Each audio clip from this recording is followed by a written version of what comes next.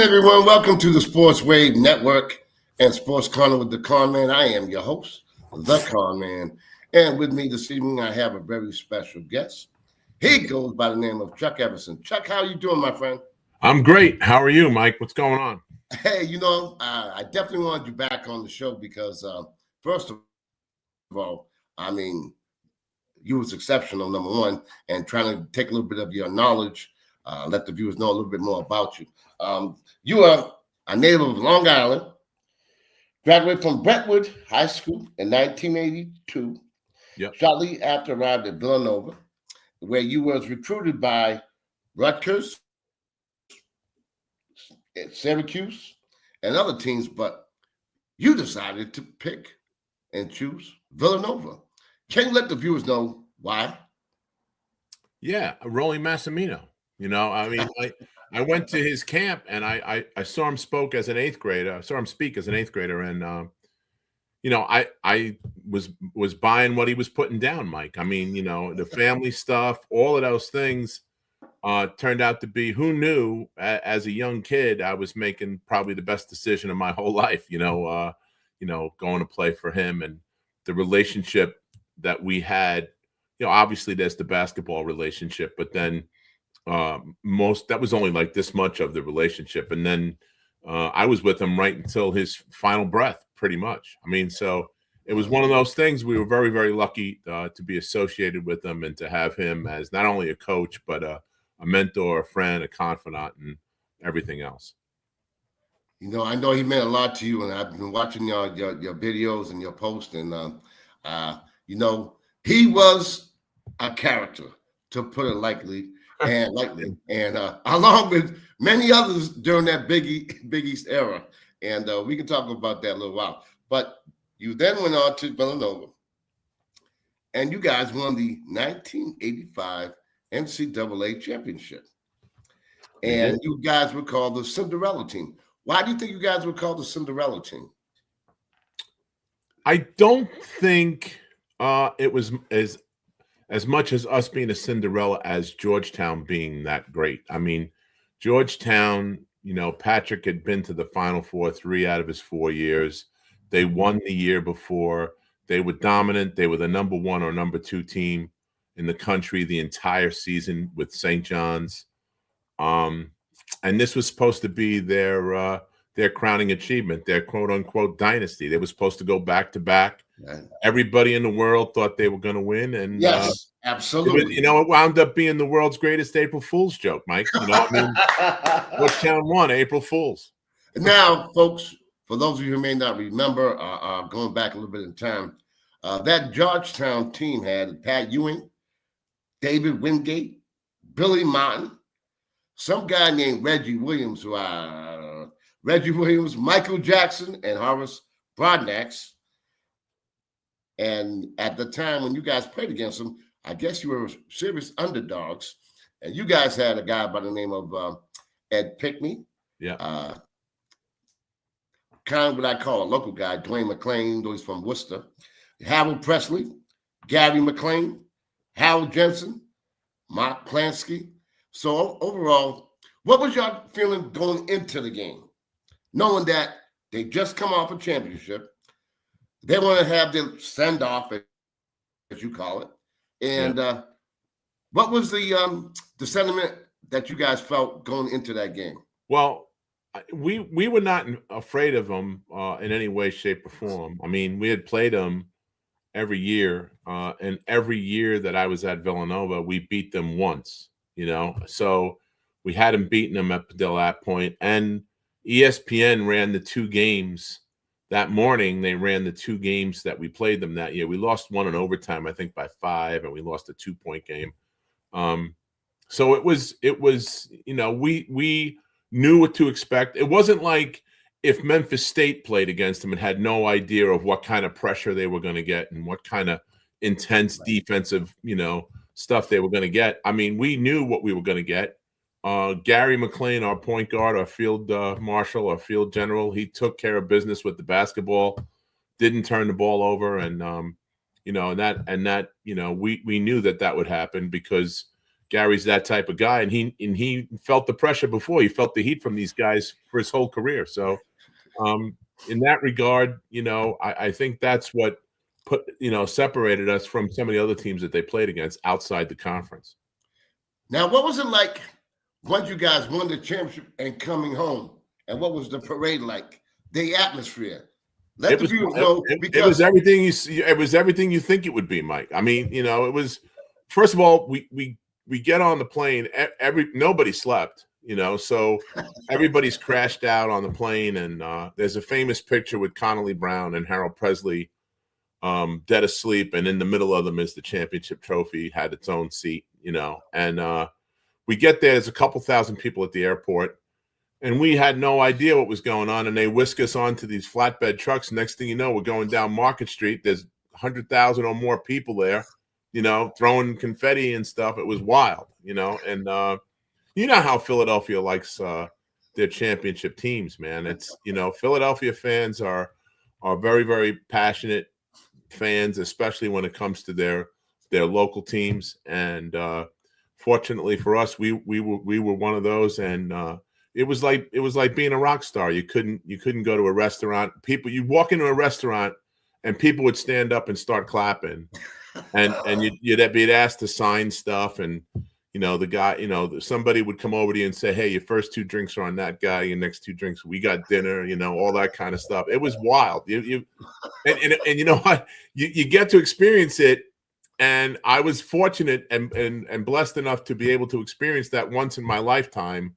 A lot of people don't get to see what that feels like. I can't imagine, some of these big superstars like, Michael Jordan or people of that regard, where they go out and it's like that all the time. Because, it was cool for a summer, when we went, and then once we started playing again, all bets were off,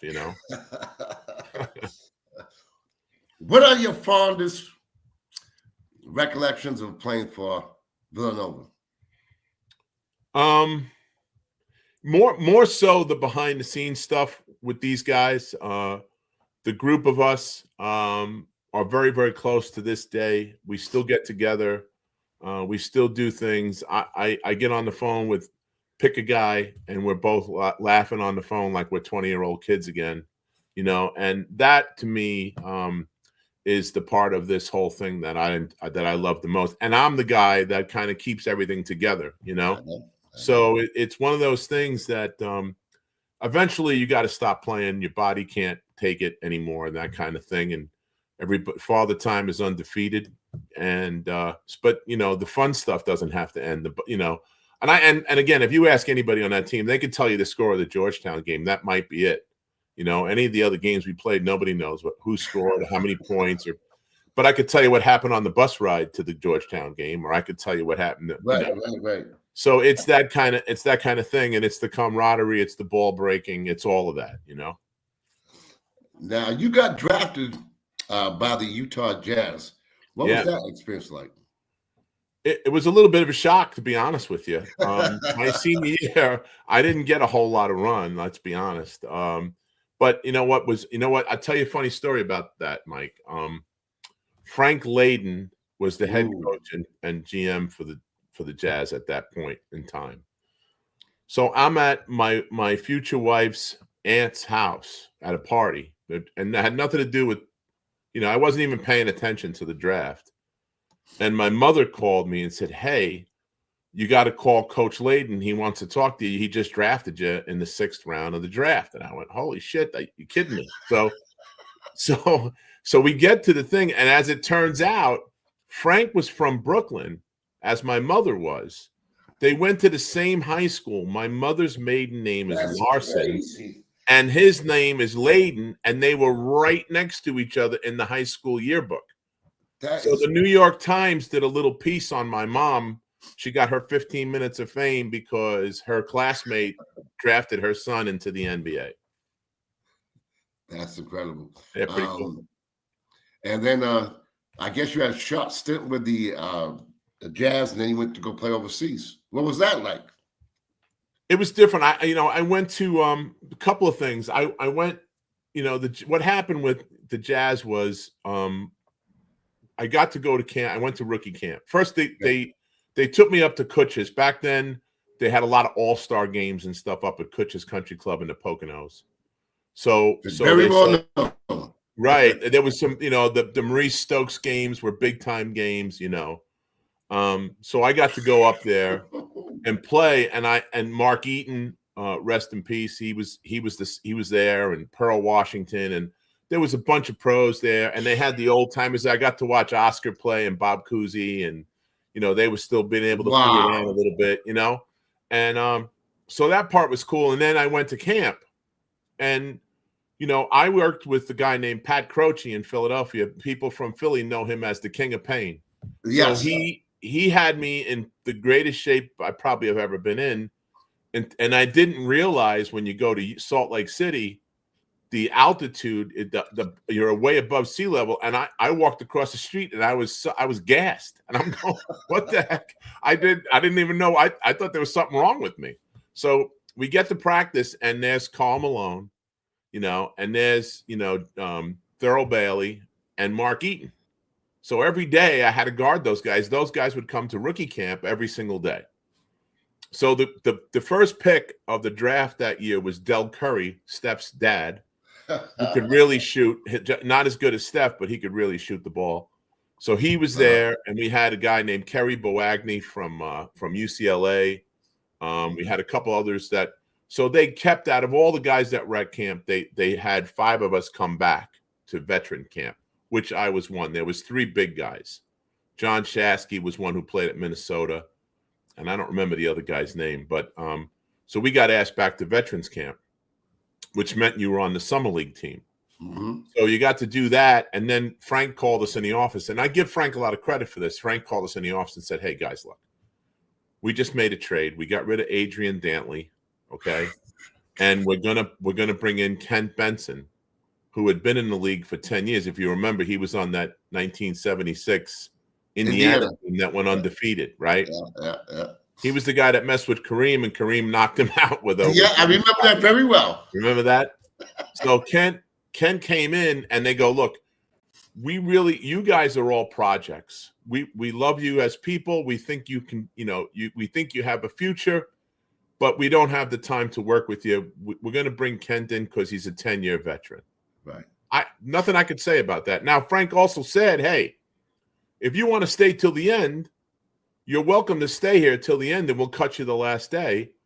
Or you can go overseas. And Chuck England was calling. They wanted to know what I was doing. So I played in a place called Derby, England for, half a season, 3/4 of a season. And it was crazy because they went from the 3rd division to the 1st division.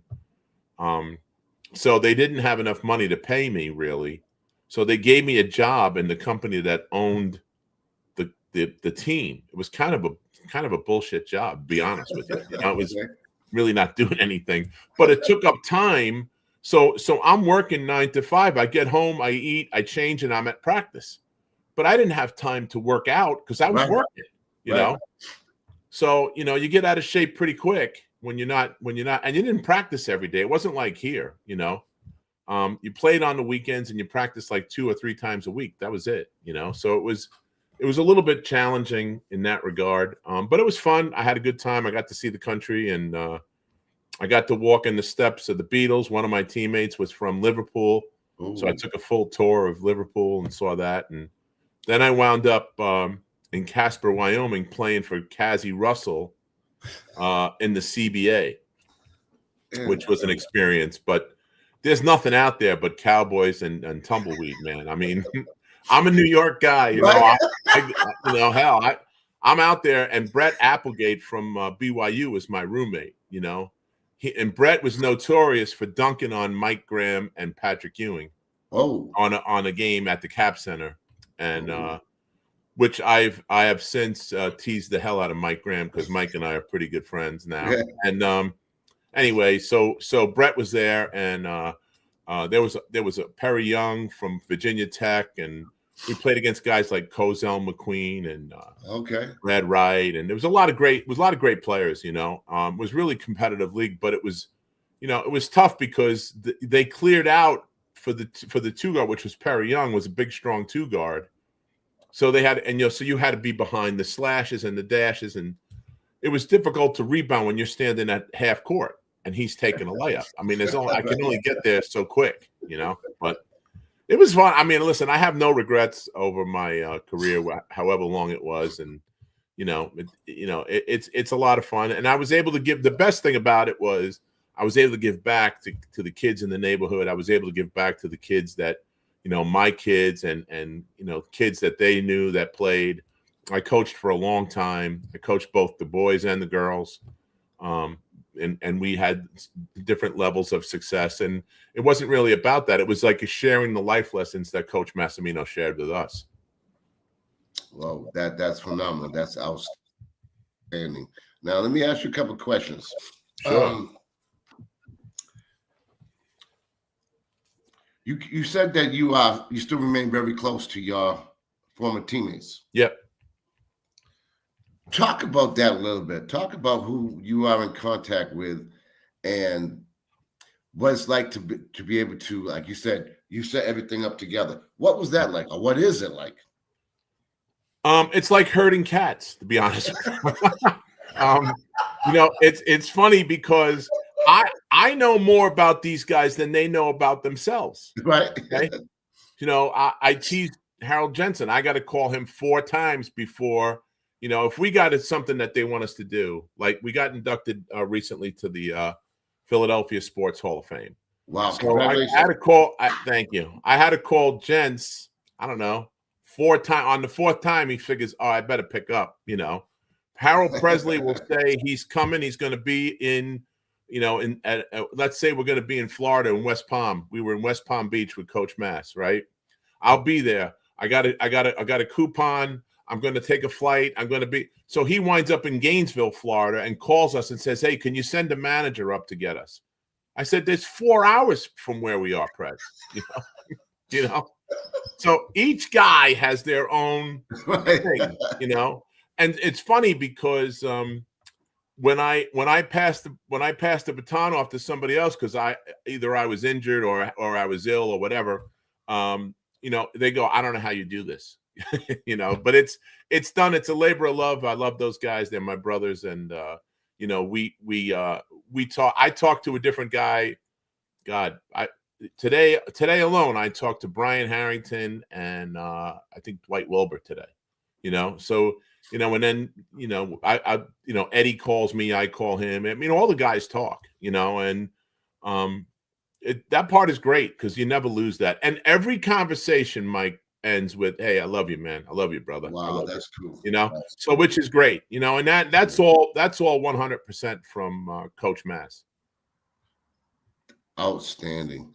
Now, if I had to ask you, of course I already know, but if someone, a layperson, said, "What was it like playing in the Big East?" What would your answer be? And was the Big East better than the ACC or the Big Ten or? Well, I'm biased, I think, but back then, I think it was the greatest conference in the country. I mean, look at the guys that we had come out, around that time. You had Patrick, you had Chris Mullen. Those are 2 of the top 50 players of all time, dream teamers. I mean, that whole group: Pearl Washington, Eddie Pinckney. You go on and on and on. But the thing of it was in the Big East, it was go hard or go home, man. It didn't matter. There was no cupcake games. There was no easy nights. There was no nights off. Every time you went out there, you had to bring it, especially against teams like Georgetown, like Syracuse back in the day when they were in the league, St. John's. All of these teams were really, really good. And if you didn't come, ready for a fight, then don't come at all. That's how it was. It was very, very physical. Now, if you had to describe some of the coaches you guys went against, can you give me a little bit of, because there were some it's unbelievable characters that Mike, were it's crazy. I mean, yes. Have you seen a league where something happens on the court and whatever happens on the court, the camera goes right to the coach of that team? And everybody knew all these guys. I mean, Thompson with the towel, and he's Right. a big, intimidating guy, and he's screaming at guys. You had Louis and Coach Mass running up and down the sideline. You had Boeheim complaining about every call. You had, I mean, the Italian contingency. There was about 5 or 6 coaches whose last name ended in A or O. So it was wild. And the other part of that people don't realize, everybody knew the referees' names. So like, Ooh. instead of saying, "Hey ref, you stink," Right. it's like, "Hey Larry, hey Higgs, oh my God, we got Higgins tonight. Oh, I can't. It's going to be terrible." It was amazing. It was a great time to be in there. And what was cool too is I got to meet Coach Thompson a couple of times.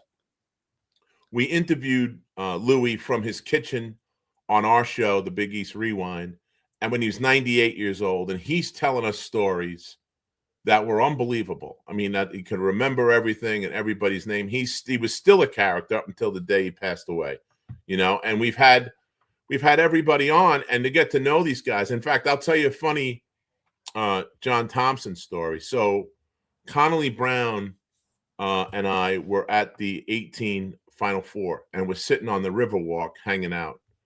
And somebody came up to us and said, "Hey, you might want to go next door. Coach Thompson and JT3 are there. There's nobody around. If you wanted to have a moment and say hello, it would be a good time to do that." Okay.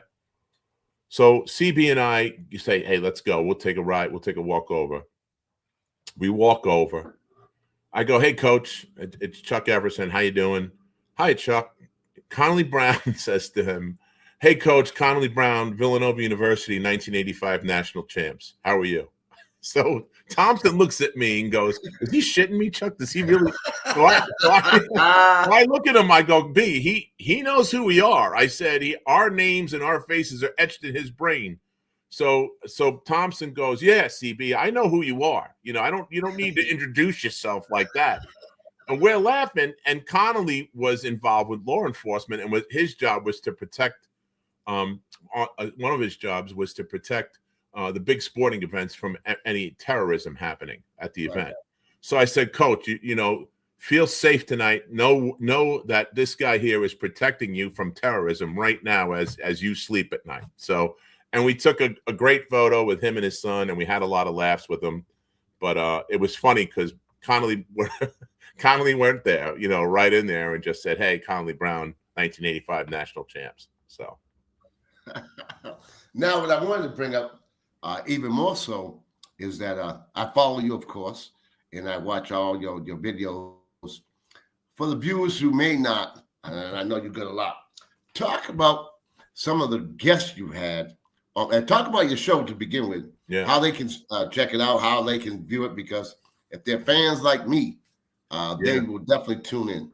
Well, if you're a college basketball fan, you should check out the Big East Rewind. And I'm not just saying that because it's us. Sonny Sparrow, who played at Syracuse, and I host this program, and we've been doing it now 5 years. We got over 180 shows, and it's a 360 degree view of the Big East Conference from the people that actually lived it. The players, the coaches. We had the media. We've had the referees on. We've had team priests. We've had mascots. We've had everybody's perspective, and it's kind of we're kind of like the historians for the Big East, and we've had on a virtual who's who of basketball. We stopped counting the Hall of Famers that we've had on. I mean, we had Louis Conasecker, John Feinstein. The writer that passed away. We had Michael Wilbon on. We had Patrick Ewing on. Jay Billis. Our 100th show was Bill Raftery, Sean McDonough, and Jay Billis. Wow! And they did all the games with the 6 overtime game and all that stuff at Syracuse and UConn. They talked all about that. We had my favorite shows are like with the Georgetown guys. We had the '84 team on. And we talked about, how that all worked, the mystique of the Hoya paranoia and all that stuff, and how they went. and some of the stuff you'd shake your head at the stories like, what? This is crazy. Michael Graham's telling me, hey, you know what we did after we won? We went to go see Terms of Endearment. I go, what? What? You look at you going to chick flicks. You just won a national championship. So there's a lot of fun stuff like that in there. Matter of fact, there's a guy. I'll tell you one that we just recently did. The guy's name is Tom Hoover. Now, many people will say, "Who's Tom Hoover?" Tom was one of the first African American players at Villanova. Played during times of segregation. So we talked about that, which was wild. Okay. And he was best friends with Wilt Chamberlain. So he told us all about Wilt Chamberlain. Wow. Not only that, he wanted to be a stand-up comedian. So he went on the Playboy Club tour, He gets to the first stop and there's Bill Cosby, Richard Pryor, and Flip Wilson. He goes, no way. It's like the Mount Rushmore of comedy, Mike. So he goes, he becomes Richard Pryor's tour manager. Okay.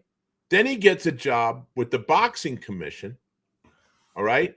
His first job is the fight of the century, Ali Frazier at the Garden. No. And he's got to be in Frazier's locker room. He signs the tape on his hands. And he makes sure everything was good. And he's telling these stories. And he got into the real nitty gritty about the fight, about how many people were there. He goes, Frank Sinatra was taking pictures for Life magazine. Nelson Mandela was there, Malcolm X, and Dr. King, and it was wild. Listen, and he's 85 years old. And he's still working for the NBA. He's still working with the former players. It's an amazing story, and one of my favorite ones that we've done so far. But in total, it's a labor of love. We're not, nobody's getting rich on this. Believe me when I tell you. And it's just been a lot of fun talking with these guys and getting different people's perspective. And the best thing about the whole thing, Mike, better than the shows itself, is talking with people that you got to play with that maybe you didn't have a chance to have a conversation with before. Yes. And now they're calling me, I call them. I'll give you a perfect example. Everybody knows by now, it's been 40 years. At halftime, I got into a scuffle with Reggie Williams, okay, at the end of the half. So he hits me in the face and runs away. I'm looking for the referee because I know I'm not getting back in the second half, and I want to shoot the 1-on-1 and have a chance to score in the finals. So famous photo of Coach Mass pumping his fist. He runs in the locker room. We go in, we come out, we shoot 9 for 10. We set a record, and you know what happened, okay? Reggie and I ran into each other occasionally once in a while, but never really talked about anything, So he called Gene Smith and asked Gene if Chuck would have him on the show. And of course I said yes, And so we talked through it. And I said, hey, man, I think I owe you like a steak dinner or something. He goes, what do you mean? I said, without you, nobody knows who I am. It's another name. I said, you hit me in the face. Everybody thinks that I won the game. I played 3 minutes. And I milked that for 40 years, bro. I mean, So he and I have been buddies, and we've been out together with our wives, and we go to football games and tailgates. And we went to a tailgate, the Eagles Commanders in DC, and Mike Graham was there, and Reggie and Reggie's wife Kathy, and my wife and Kathy, and it was awesome. It was what's better than that, So we talk we probably talk once or twice a month at least. Well, that's awesome. And since you brought them up, Reggie Williams, and also Gene Smith have been on my show twice each. So I know exactly what you're talking about. They're good dudes, man. I mean, you know what? And here's the thing, and I'm gonna, it's not breaking news to us anymore, but it's breaking news. Those guys who were the big, bad, tough guys, always wore the black hat. He always was the bad guys. They were the nicest guys in the whole conference, man. It was unbelievable. I when I first talked with Gene, I was like, "You the same guy that plays at Georgetown? Is that you?" He said, "Yeah." Right. Yep. So it's been a lot of fun with that. So, and you can get it. You can get the show on Sirius XM app. You can get it on YouTube or wherever you get your podcasts. Spotify, Apple, all of them. It's Big East Rewind, and go in there and check it out. And hope you enjoy it. We have a lot of really good content in there. Well, I can vouch for Mr. Everson. His shows are great, and the guests that you have on are unbelievable. So, I wish you the best of luck. Are there any guests that you guys, when you guys get together and you decide who you might be interested in getting on your show? Is there anyone that you are attempting to get that you haven't got on yet? Yeah, Chris Mullen, and I had Eddie talk to him. I had his brothers talk to him. He says, yeah. Then I call him and it's Ghost. So, Chris, if you're watching this, we want you on. And Allen Iverson's the other guy that we're trying to get, that we've been Imagine that. Imagine that. Yeah. So those are the two guys. I mean, there was a lot of everybody asked for a lot of the guys that started the conference, kind of. So John Pannone got a lot. We got a lot of requests to talk to John Pannone and Danny Calandrillo, who I've become really good friends with since we've done the show. Didn't know him before. And next week, this guy played at UConn, Corny Thompson. So with Kyle Hobbs. Yep. It was Kyle Hobbs. Right. Exactly. So Corny's on next week. So it's like I said, it's a labor of love. Sonny and I have had a lot of fun, and Sonny and I met each other on my visit to Syracuse, and I didn't wind up going there, but we remained friends. He was really nice to me. I stayed in his room and that kind of thing. If anybody knows anything about your college recruiting visits, you stay with a player and you get to kind of shadow them and see what they go through on a day-to-day basis, kind of thing. Chuck, even though you and I both lovers of the Big East, I want to ask you something about today's game, if you don't mind. Sure. What are your feelings on the NIL and all the movement that's going on in college basketball today and the coaching aspect of it? What is your take on the overall landscape of the NCAA year 2025? It's tough because, Villanova, like a lot of schools, built their culture on the older guys teach the younger guys. Right. But when you got 12 guys coming in every year, there is no older guys, It's just the guys. So now here's what happens. I mean, I don't have a problem with anybody getting paid. There's a lot of older guys like me that, we should have got paid, all of that. It wasn't our turn for that or whatever. Right. But I think the bigger problem is the portal, being able to jump in and jump out and, leave when you want, come when you want, and there's got to be some kind of rules put in place so that you have some kind of continuity. You can't have zero continuity every year. I mean, look at the Big East now. Like St. John's has the best record on paper. Okay. If anybody picked, these guys are all picking teams. These is my top 10. This is John Fanter and all guys like that. This is my top 5, my top 10. I don't know how anybody can do that because you've never seen them play. All you're seeing are names on a paper. That's and true. What they did last year. Okay. That's true. So now St. John's arguably has the best roster on paper. Okay. And then they come up against Alabama. And there was no gel yet. Rick is still working his magic, trying to get these guys to play together. Doesn't mean now because you got the best players on paper means that you're the best team. There's a lot more that goes into it. You look at I'm a big Yankee fan. You look at the old Yankees where they used to I had an all-star at every position. Yeah. Mm-hmm. Those are the years they didn't win anything. That's true. When they got their homegrown guys like Jeter, Posada, Bernie, Pettit, Mo. That's when they started to win, not when they were buying players like crazy, So I think it's got to work its way out. They got to figure out some kind of happy medium, so that guys and I get it, coaches can leave, but and it just seems weird. Like if you look at the college football thing that's going on now, Oh, a it's very mess. weird that you're opening up the portal and you're opening up the coaches are leaving right in the middle of the playoffs.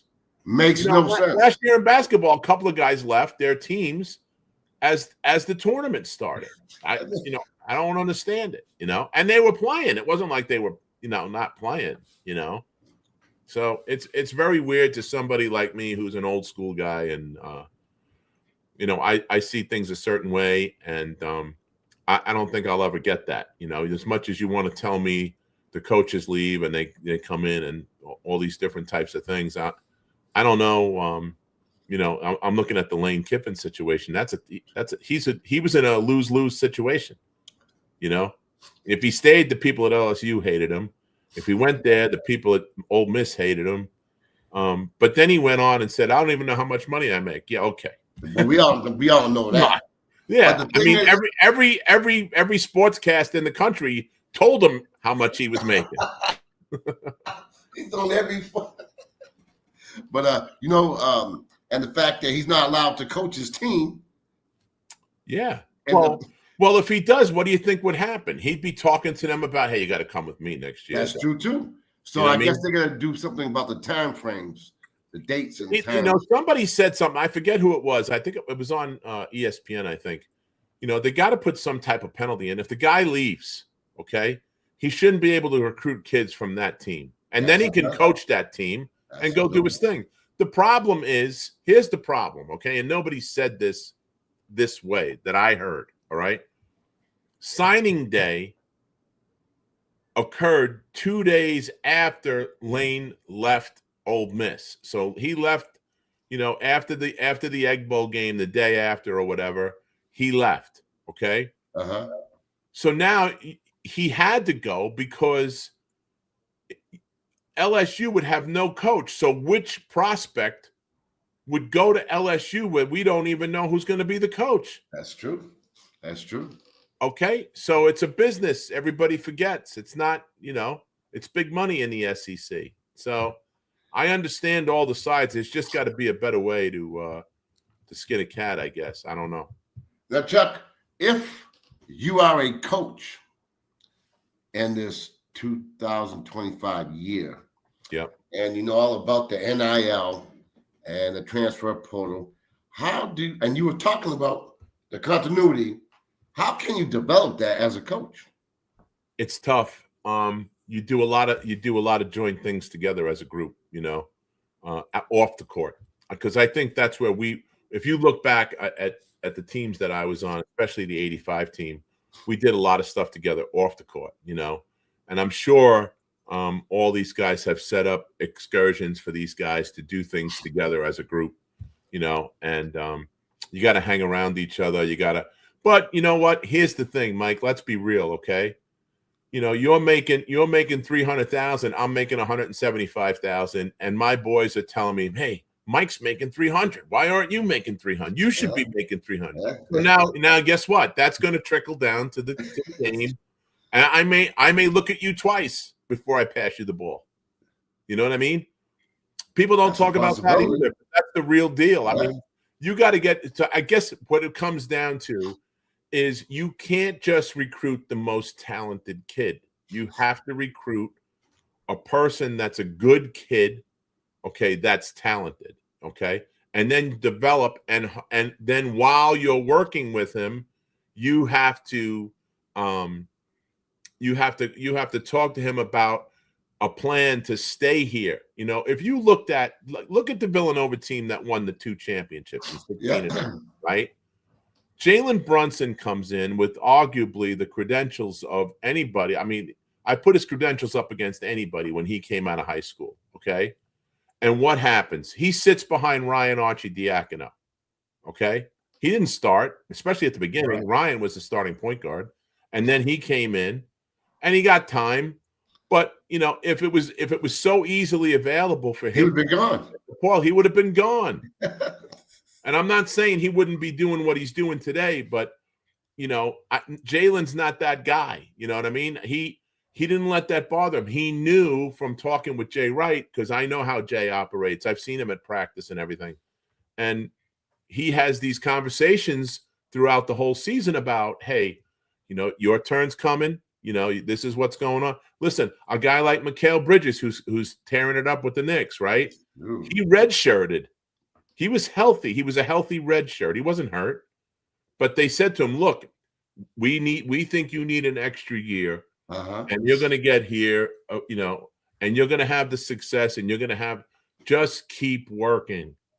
And the kids today, I think, want everything right now, and they don't want to put the work in like the older guys did, And you see that, and I mean, I know Dante DiVincenzo, Mikal, and Eric Paschall had to, but they all redshirted, So I didn't know that. they all redshirted, yeah. So now on the we have the blue and the white. The blue is the starters, the white was the second team. Their second team had 4 future pros, NBA players, on the second team. That doesn't happen by accident. I mean, yeah, these guys were good. They're talented, but they're good people, and they were willing to be coached. And that's the key to the whole thing. You have to be willing to be coached and have trust in the guy that's coaching you, and there you go. I think that's so important. Now, Chuck, again, I want to thank you for coming on my show. Is there anything that maybe I didn't ask, or maybe anything that you want to convey to the viewers that maybe I didn't ask? No, I think you touched on the whole gamut, man. We went around the wheel with everything. That was good. I appreciate it, man. Well, that's because you're good. You're very good. Now, before we leave, can you let the viewers know again how to watch your shows, watch your posts? Let them know, because after watching this, they're going to be tuning in to you. Okay. Well, listen, if you want, we have a lot of reels and stuff that come out on TikTok and on social media, Facebook and all that stuff, Instagram. Just put in Big East Rewind in the search bar and it'll come up. We're on the Sirius XM app. You can put in Big East Rewind there, and the show, you can get all the shows there. On YouTube, you can get all the shows, and wherever you get your podcasts, whether it's Spotify or Apple Podcasts or wherever you get your podcasts, we're on all of that as well. Just put Big East Rewind in the search bar and check it out. That's it. Well, again, Chuck, I want to thank you again for coming on my show a second time. It's been a blast. It's been a pleasure.